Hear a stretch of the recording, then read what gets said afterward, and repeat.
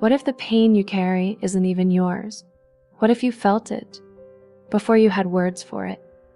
Babies, before they can talk, feel everything. Your mother's fear, your father's silence. It all shapes your brain, your beliefs, your sense of self. And here's the truth. We don't grow out of it. We grow with it.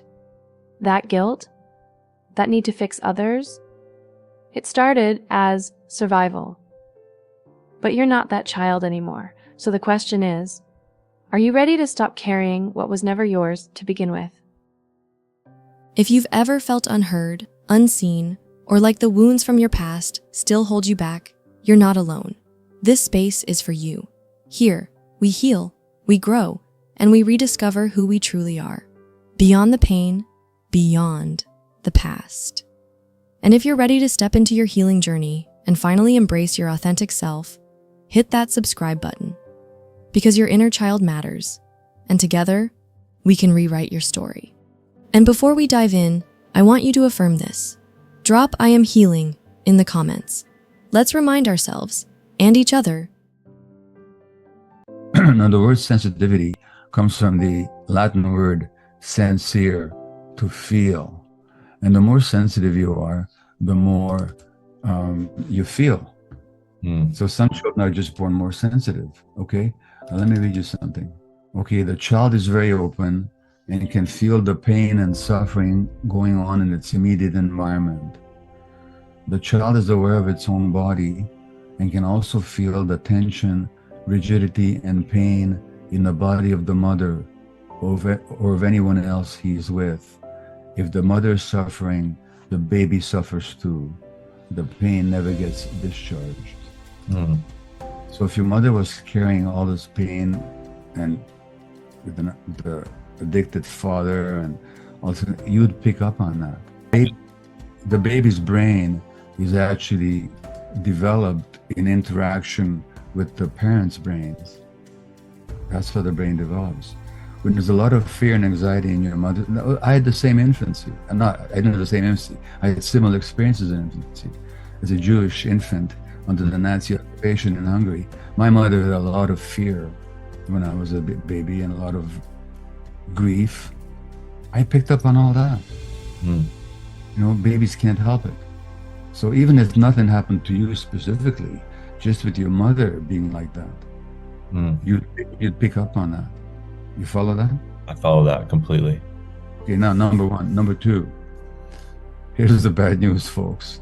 We always marry somebody at the same level of trauma that we're at. Wow. So even if the trauma shows up differently, your father's rigidity is a sign of trauma as well. Yes. When do we go stiff and rigid? When we get really scared. Exactly. Your father was just as scared as your mother. It's only that it showed up in a rigidity that masquerades as strength and maybe masculine power, but actually there's a lot of fear underneath it. Wow. So you're being brought up in a home where your parents, who are doing their best, I'm not blaming them, right, but are radiating a lot of fear to you. Right. Then of course, their behavior is going to reflect all that. Compassion means that we don't want people to suffer, especially people that we personally care about. Yes. But there's nothing you can directly do about it. It's their journey. What you can do is to do your own work. And possibly that's going to have some impact on them, or maybe open them up. The more open and confident and relaxed you seem to them, if you're in a relationship with them, the more might they want to know what's going on. How did this happen? You might want to, they're open to give them a copy of The Myth of Normal and say, look, please read this, even if you don't agree with it, just read it.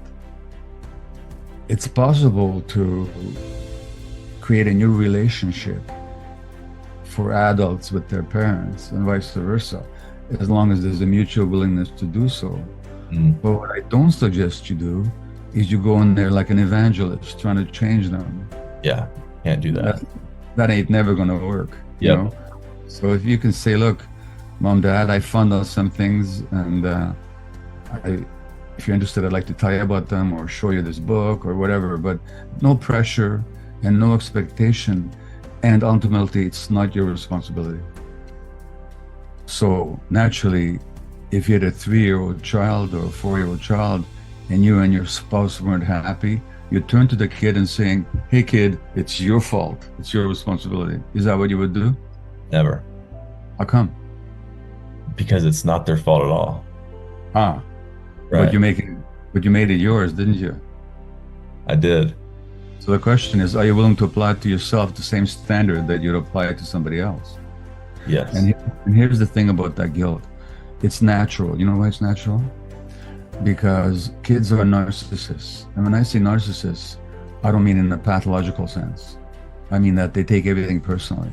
They think it's all about them.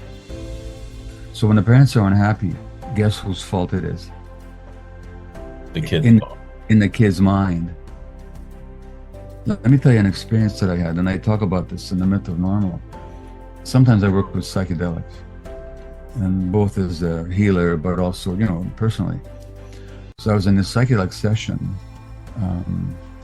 7 years ago now. I'm 80 years old now, so I was 73, 72 years old, and I was the client. I was with this therapist, and I knew who she was. She was the therapist. I knew who I was, doctor, author, so on. So there was no confusion in my mind. But at the same time, under the influence of the mushroom, I experienced myself as a 1-year-old baby. Wow. And this therapist was like my mother. Now, I wasn't hallucinating. I knew that this was a mushroom session. I knew who I was, where I was, with whom I was. But at the same time, I had the consciousness of a 1-year-old baby. And this was my mother. And I started crying. And I said to her, I'm so sorry I made your life so difficult. Now, when I was a year old, my mother had an extraordinarily difficult time with it. Again, this is still the second one. I took it on as an infant. Wow. And that's what kids do. So your guilt has nothing to do with you doing anything wrong. It has to do with your sense that if things are not well, it's your responsibility. And kids, that's what they believe. Now, there's something strange about that, or not strange, but intriguing about that. Because I'm saying that even that guilt had a protective value for you. Now, because let me give you this question. Things aren't going well. You're not loved the way you need to be loved. You feel scared. Your parents are unhappy. The child can make two assumptions unconsciously. One is, the world is a dangerous place. I'm all alone. My parents are incapable of meeting my needs. Or the child can feel, all this is happening because of me, and if I work hard enough, maybe I can fix it. If I work hard enough and please them, maybe they'll love me, maybe they'll be happy. Wow. Which assumption do you think is easier for the child to make? The latter. Yeah. So even that guilt came along to protect you, because it kept you working hard enough to try and please your parents, to try and get the love that you needed. But it also means you have to give up your own needs and your own feelings. So it's a type of survival. It's a survival thing. That's all it is. So that when you feel the guilt now, it's what I call a stupid friend. It came along at a time to help you. It's a friend in that way, but it's kind of stupid because it can't learn that you're no longer that 3-year-old kid anymore and you don't need it anymore. Right. So when you feel the guilt, just say, okay, hello, here you are again. Wow. Don't be afraid of the guilt. Just hello. Right. But I don't need to listen to you. I had my own addictive behaviors, and I lied to my wife, and I neglected my kids. I even sometimes neglected my work to pursue my addictions, and that's what addiction will do. And then you do the 12 steps. If you do, and you do a moral inventory and say, oh my God, I really did. I really did behave in ways that were hurtful. That's healthy remorse. Healthy remorse is a good thing. But guilt is something else. Right. Because healthy remorse says, I did something I wish I hadn't. I'm going to make amends for it if I can. Guilt says there's something wrong with me. I'm a bad person. I think the 12 steps are great. I mean, I think any human being on earth would benefit from doing the 12 steps, whether they're addicted or not. The problem is that they don't talk about trauma. They tend to talk about addiction as a brain disease. Yes. It isn't. It's a response to trauma. It's a response to pain. And it's rather strange because Bill W., one of the founders of AA, was a traumatized child. He was abandoned by his parents. He had a lot of pain. And so I just wish the 12-step movement would incorporate an understanding of trauma into their teachings, rather than just looking at the addiction as kind of as a problem or as a disease to get rid of.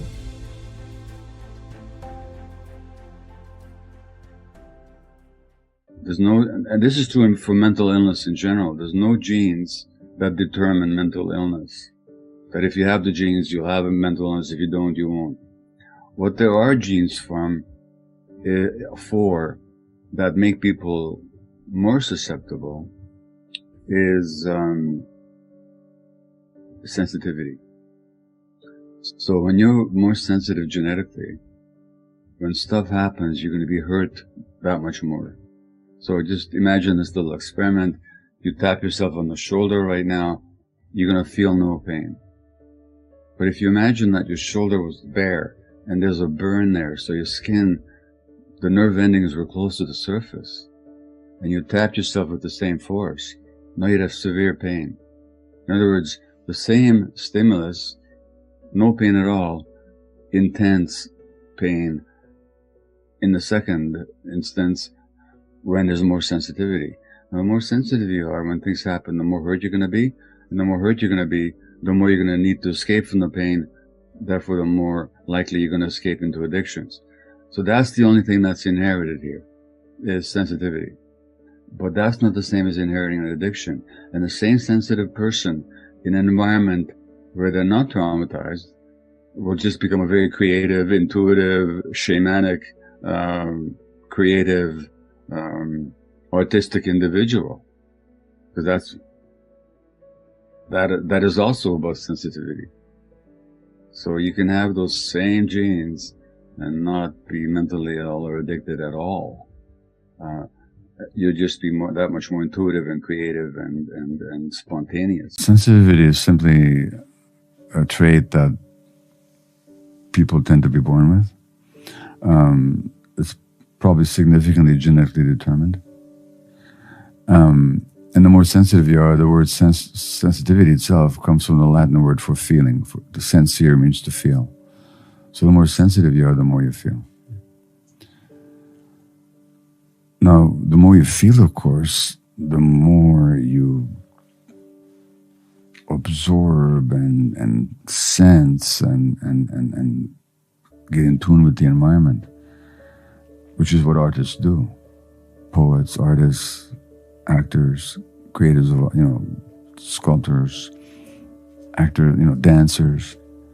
It's just like they have these antennae out that just pull in energies, which really promotes what you call the superpower of creativity. But that same sensitivity also makes them more susceptible to pain, because the same touch that would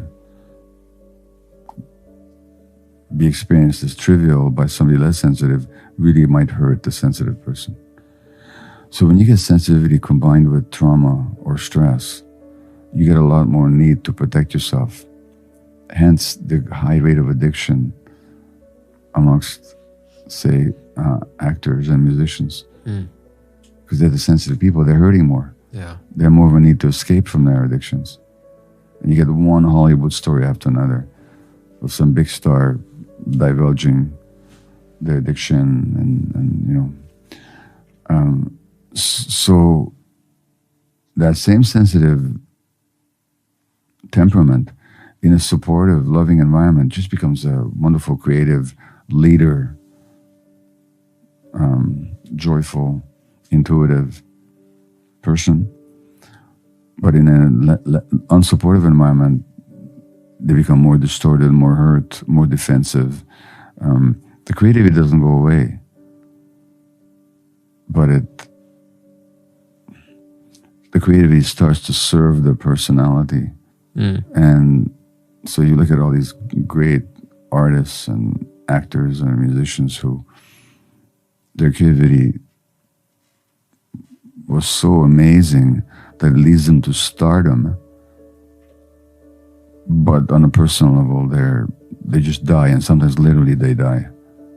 And there's so many examples of it. Yeah, it's like the sensitivity is almost like if we were to have a piano, and from all the way to the end to the top is like the full spectrum. Yeah. The more sensitive we are, the more we have access to within the spectrum of like the human experience. Exactly. So it's a beautiful thing to have access to the full piano, to the full spectrum of our emotions, to this human experience. But I think, you know, that invitation that you're sharing is to not have it just serve your personality, but to allow it be an expression from your soul. Exactly. And not just our conditioning. Exactly. Yeah. In the book, we give the example of Aretha Franklin, by the way, who there's a wonderful documentary about her where she gives a concert. I think here in LA, maybe in a church here when she was quite young, and she's just channeling God. I mean, that's the only way you can put it, you know, and that's just coming through her. And then she's got this song RESPCT, Respect, which is kind of an anthem of the women's movement. And she herself was not respected at all. She was an abused child and an abused woman. She had great creativity, incredible talent. But she was hobbled from being her true self in her personal life. And I think that contributed to the illness stuff. Healing doesn't mean blaming. It means understanding.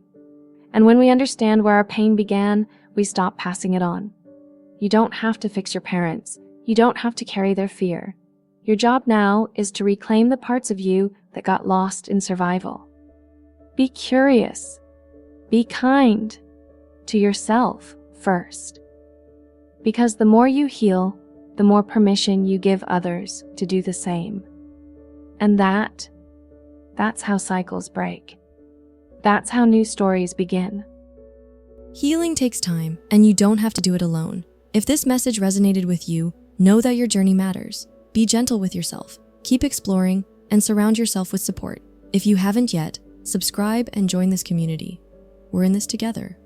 And before you go, comment, "I am healing," to affirm your growth. You are seen, you are valued, and you are not alone.